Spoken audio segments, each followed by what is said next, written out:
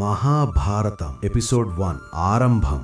ప్రపంచంలోనే అతిపెద్ద ఇతిహాసం మహాభారతం. కానీ ఈ కథను రాయడం వెనక ఉన్న వింత షరతు మీకు తెలుసా? వేదవ్యాస మహర్షి మనసులో ఈ కథ మొత్తం సిద్ధంగా ఉంది. కాని దాన్ని ఆపకుండా వేగంగా రాసే శక్తిగల వ్యక్తి కోసం ఆయన బ్రహ్మదేవుణ్ణి ప్రార్థించగా వినాయకుడి పేరు సూచించబడింది. గణేశుడు రాయడానికి ఒప్పుకున్నారు, కానీ ఒక కండిషన్ పెట్టారు. వ్యాస మహర్షి, నేను రాయడం మొదలు పెడితే నా కలం ఆగకూడదు, మీరు ఆపకుండా కథ చెప్పాలి అని. అప్పుడు వ్యాసుడు తెలివిగా తిరిగి ఒక కండిషన్ పెట్టారు.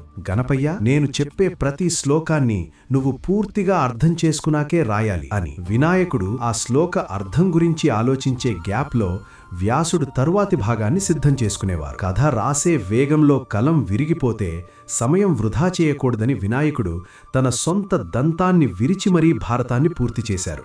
అందుకే ఆయనను ఏకదంతుడు అని కూడా అంటారు. ఇక్కడే ప్రపంచంలోనే గొప్ప కథ మొదలైంది. మరి శంతను మహారాజు గంగాదేవి మధ్య జరిగిన ఒప్పందమేంటి? పార్ట్ 2లో చూద్దాం. ఇప్పుడే సబ్స్క్రైబ్ చేయండి.